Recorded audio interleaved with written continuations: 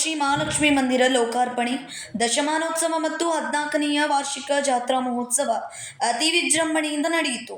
ಈ ನಿಮಿತ್ತ ಫೆಬ್ರವರಿ 2ರಿಂದ ಗಣಹೋಮ, ಸುದರ್ಶನ ಹೋಮ, ಸಾಮೂಹಿಕ ವಿವಾಹ, ನೃತ್ಯಾಂಜಲಿ, ರುದ್ರಾಭಿಷೇಕ, ಚಂಡಿಕಾ ಹೋಮ ಸೇರಿದಂತೆ ಇನ್ನುಳಿದ ಧಾರ್ಮಿಕ ಕಾರ್ಯಕ್ರಮವನ್ನು ಹಮ್ಮಿಕೊಳ್ಳಲಾಯಿತು.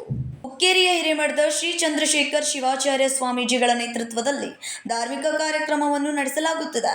ರಥಸಪ್ತಮಿಯ ದಿನ 5ನೇ ಸಾಮೂಹಿಕ ವಿವಾಹಗಳನ್ನು ಹಮ್ಮಿಕೊಳ್ಳಲಾಗಿತ್ತು. ಇಂದು ಉಡಿ ತುಂಬುವ ಕಾರ್ಯಕ್ರಮ, ಕುಂಕುಮಾರ್ಚನೆ ಮತ್ತು ಮಹಾಪ್ರಸಾದವನ್ನು ಹಮ್ಮಿಕೊಳ್ಳಲಾಗಿದೆ ಎಂದು ಮಂದಿರದ ಕಮಿಟಿ ಸತೀಶ್ ಮಾಳವದಿ ತಿಳಿಸಿದರು.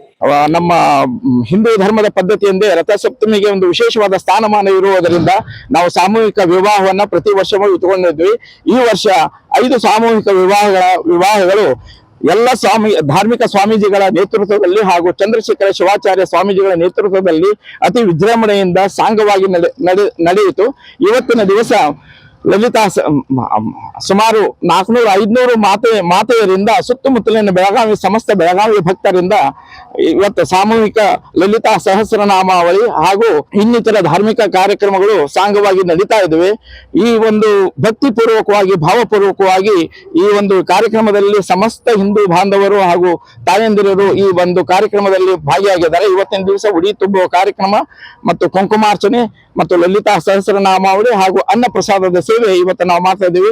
ಸುಮಾರು ಜನ ಇಲ್ಲಿ ಸಾವಿರಾರು ಸಂಖ್ಯೆಯಲ್ಲಿ ಭಕ್ತರು ಅನ್ನ ಪ್ರಸಾದದ ತಮ್ಮ ಸೇವೆಯನ್ನು ಸಮರ್ಪಿಸಿ ಅನ್ನ ಪ್ರಸಾದವನ್ನ ಸ್ವೀಕಾರ ಮಾಡ್ತಾ ಇದ್ದಾರೆ. ಸತೀಶ್ ಮಾಳವದಿ. ಇಂದು 400ರಿಂದ 500 ಮಹಿಳೆಯರಿಂದ ಶ್ರೀ ಲಲಿತಾ ಸಹಸ್ರನಾಮ ಸ್ತೋತ್ರದ ಪಾರಾಯಣ ನಡೆಸಲಾಗಿದೆ.